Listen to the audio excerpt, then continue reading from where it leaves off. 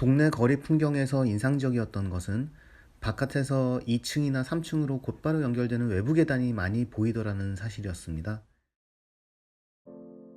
맥으로에서 에비스로 가는 길에서 찍은 사진인데요. 작은 아파트의 모서리인데 2층으로 바로 연결되는 계단이 보입니다. 대부분의 발코니들이 실내 공간으로 편입되지 않은 채로 5개 공간인 그대로 남아있는데 그것이 거리 풍경, 도시 경관에 끼치는 영향이 큽니다. 건물과 거리 사이 경계가 두툼해지고 상호작용의 개연성은 높아집니다. 도시가 도시다워질 가능성이 높아지는 것이죠. 길이 입체가 되어 건물로 이어지는 5개 계단 역시 마찬가지입니다. 나카메구로에서 찍은 사진인데요. 늘어선 벚나무로 유명한 그 강변에 있는 건물입니다. 아무래도 익숙한 모습이죠.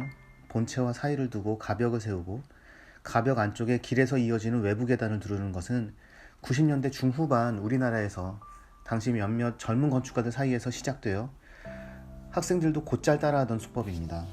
안도다다오로 대표되는 건축가들이 7, 80년대부터 하던 작업인데 그들로부터 받은 영향이 없었다고 말하기는 힘들 것입니다. 이 사진 이후로는 하라주쿠 뒷골목에서 찍은 것들인데요. 노출 콘크리트로 면 요소를 만들고 그것들을 접는다든지 교차하든지 하는 식으로 조형 유희를 벌이는 것 또한 오래전 한창 유행했던 것이죠. 조형적인 완성도에 앞서 입체적인 상호작용을 막는다는 점에서 그다지 상황에 맞는 디자인은 아닌 것 같습니다.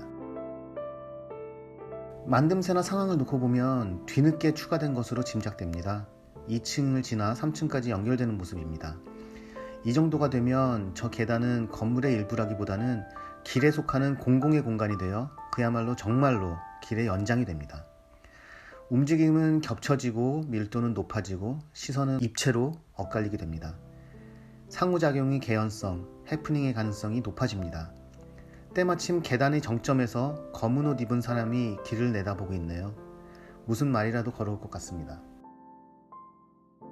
가장 큰 디자인 특징이었던 발코니의 일부를 허물어서 외부 계단과 발코니를 겸한 외부 복도를 만들었네요. 조용했던 동네가 활성화되고 집이었던 곳이 하나둘씩 가게로 바뀌면서 없었던 외부 계단을 덧붙인 것으로 보입니다. 역시 2층을 지나 3층까지 이어지고 있습니다. 길이 수직으로 연장될 때의 물리적 또는 심리적 한계는 3층 정도인가 봅니다.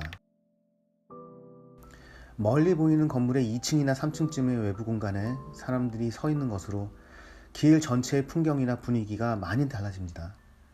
외부 계단이 의도대로 활성화되느냐의 여부는 심리적, 물리적 한계로서의 높이라는 요인도 있겠고 계단으로 이어지는 곳에 어떤 프로그램이 있는지 계단과 접하는 건물의 마감이 어떻게 되어 있는지 라는 요인도 있겠죠.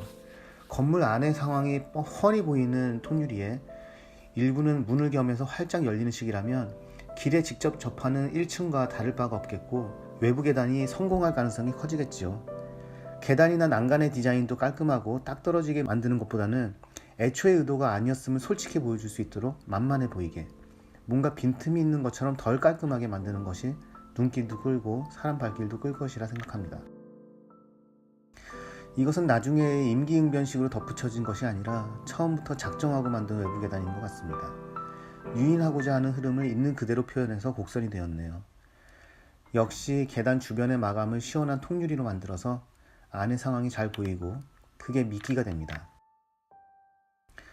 계단 부분의 마감을 폐쇄적으로 연출하면 뭔가 비밀스럽고 고급스러운 느낌이 듭니다.